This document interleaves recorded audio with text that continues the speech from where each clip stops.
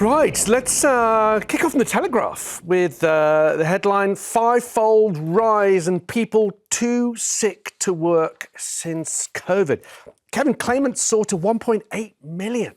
Yeah, on the highest rate of universal credit from 360,000 at the beginning, early 2020 before COVID. There's a blizzard of statistics coming now on people and the cost, although you don't get the individual cost of how much these people receive on the highest rate of universal credit. I think that's a gap in the story because I can't see that figure here. But nevertheless, there has been this big rise, about 1 million extra people claiming sickness and disability benefits since COVID, which is, I think it's an extra £20 billion the government is spending. It's going to continue growing. Why? There was a report last week, more than half of those were for mental health reasons rather than physical health. But why is it going up? And then how do you tackle it? It's become a big political issue. And as the government does it, and right, if you think people shouldn't be claiming, that's fine.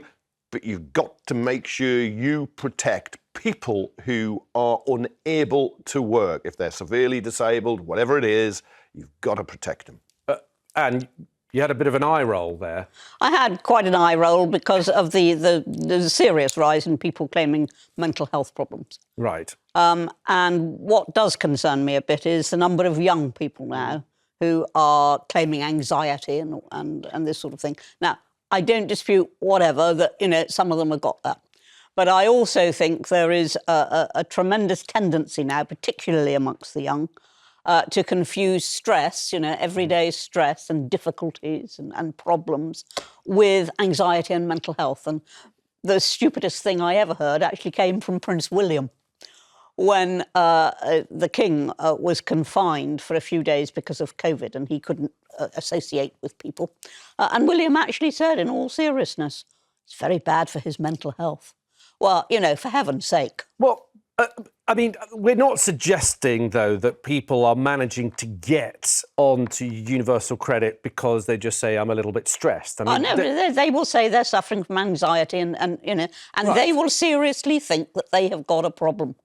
But they might have a problem. If you think, the truth is, if you think you've got a problem, you have got a problem. Oh. And who then wants to employ it? And I'm all for teaching resilience, trying to find out why people are on benefits. Isn't that why Starmer's having his blitz at the moment on benefits? He is in part, but you've got to be careful when you do it. You do not begin to demonise people and actually punish people who are unwell or unable to work. Nobody's saying that you should, but when you've got a sudden increase like that, and when you do have, and it's properly attested. People now talk about mental health at the drop of a hat. Mental health is mental health is a serious matter, and I think it's an insult to people who really have got mental health problems. And I know severely disabled people who work. Exactly. But if you, for instance, personal independence payments, which are between $1,500 and $9,500 a year, if you're disabled, if you begin to freeze them, which is one of the proposals mooted, you will hurt people who are severely disabled because the cost of living will go up and they won't be able to meet it. It is part of the problem, and not that we seem to be unable to process many of these people. And therefore, for example, if you're waiting for an assessment on mental health, that can take ages. In the meantime, sometimes it's easier to get people the help they need now,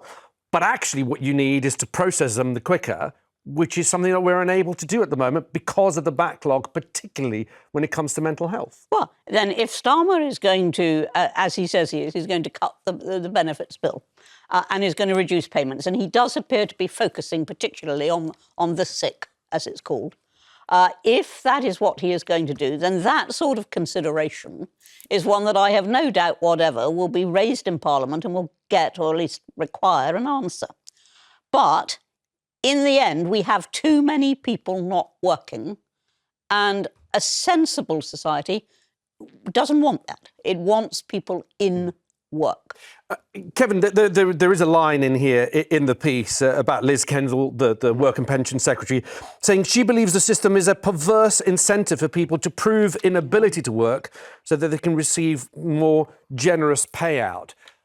You'd be used to hearing that kind of sentence coming perhaps from a Conservative government, not a Labour government. Yeah, you heard it at times. Oh, well, during this is the Labour government that's done away with the old folks' fuel allowance. But you heard. We'll come to that. Yeah, but you heard it at times during the last Labour government, actually, although not quite as harshly as that, because Gordon Brown was all about, when he was Chancellor, then Prime Minister, was all about getting people into work. The system isn't that generous. I think people are a bit surprised when they go on it and they don't find it is you more. can get on PIP, I think, is 9,000... 9,500. But that would be on top of other benefits. Yeah. But you would be severely disabled. You would be in a wheelchair and unable to get out of that wheelchair, and you would have all sorts of complex health needs and costs as a result. I think you've got to make work pay. You've got to put up the minimum wage to actually a real living wage. Mm-hmm.